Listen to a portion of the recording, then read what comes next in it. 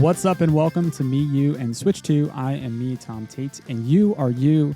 So let's talk about Switch 2. This is the latest and greatest Nintendo Switch 2 news brought to you every Tuesday and Friday in snackable 5 to 10 minute episodes. Today is Tuesday, March 17th, St. Patrick's Day. It is about 8:02 a.m. on the East Coast. This is episode number 83.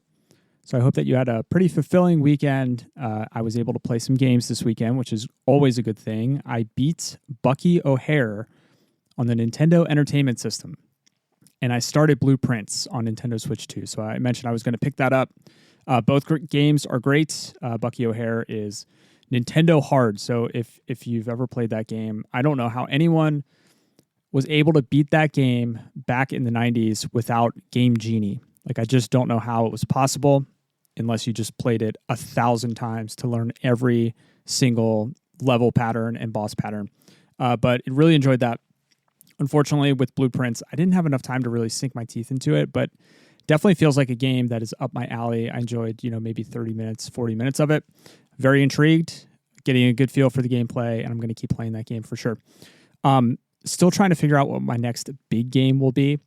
So if you have any thoughts, I'm on Blue Sky at Switch2Pod. You can always tell when there's a bit of banter in the beginning of the episode that there's not a lot of news, and that is absolutely true today. I think it'll be a pretty quick episode. According to IGN, Resident Evil Requiem has now sold 6 million copies, making this the fastest selling installment of the Resident Evil franchise. So it's pretty great to see the success. Again, I haven't played this one, but I'm so glad that this came out on Switch 2 day and date, and people seem to really enjoy it on Switch. Starship Troopers Bug Wars released yesterday. This is being billed as a retro-style first-person shooter. It's on sale for $19.99 right now, which is a pretty competitive price. Starship Troopers, of course, is based on the film. I think there are multiple films, but I only remember the original one, but I've watched it 1,000 times. That movie is so hilarious and campy in all the right ways.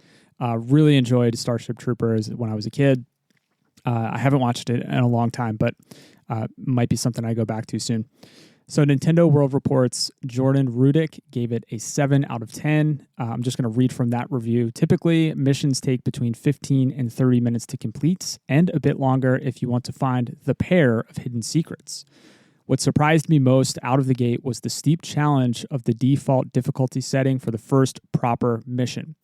In addition to the 8 human missions, there are also 5 bug missions where you play as the assassin bug, which can fly and spit acid.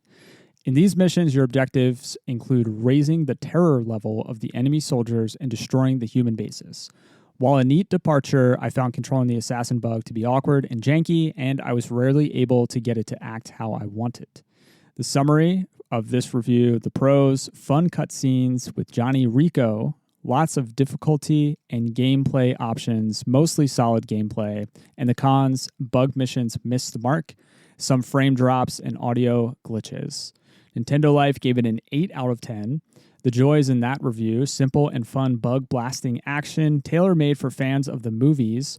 Open mission design is satisfying. Bug missions are a nice addition. And the cons: no multiplayer. So you would think, like with a retro first-person shooter, they'd have some type of split-screen multiplayer, but not in this case. But yeah, this looks like, Doom style or Halo style. So if you're looking for a quick game to pick up that's under $20, this might be the one for you. Other games to expect this week: Royal Revolt Survivors released yesterday for $9.99. This is a roguelite Survivors-style game. So think Vampire Survivors. Top-down, very cartoony, fast-paced. That's $9.99, as I mentioned. Dead Zone Rogue released for $19.99. This is a roguelite first-person shooter. It's available to play solo or co-op. It has over 30 weapons. I think that we saw this one on the indie showcase. I remember the developers talking about the sci-fi setting and their inspiration from roguelites and first-person shooters and wanting to mesh all that together. I'll keep an eye out for this one. Again, $20, another first-person shooter for $20. So if that's your genre, then you're eating good this week. Snoopy and the Great Mystery Club releases today. I've talked about this one previously. This is $39.99. This is already out on Switch. This is the Switch 2 edition that you'll be getting. Next up, we have Dread Delusion. We didn't talk about this at the top of the month, so this wasn't on my list of games when I did my full rundown of everything releasing in March. So they must have just dropped this in the shop at some point. Here's an interesting one, though. This is $19.99. It's $20. It's an open world RPG with retro polygonal graphics. So think PS1, like early PS1. Think early PC 3D style graphics. Very blocky, very chunky, rough textures. So you might look at it and immediately dismiss this one as like eShop slop. But I hopped on Steam, so this has already been released on Steam. This is already out, and it has tons of positive reviews saying that it's some of the best writing and world building they've seen in an RPG. So if an RPG, kind of like that early PC, Elder Scrolls style RPG is your genre, give this one a look. And then later this week on March 19th, we have Bang Bang Bandits. This game looks weird. I don't have much to say about it. I just copied and pasted from the official description. Bang, bang away. It feels great. A new party-style shooting game that can be enjoyed by both children and adults is now available. Bang Bang Bandits, the party-style gun shooting game that the whole family can enjoy, is now available as the Nintendo Switch 2 edition.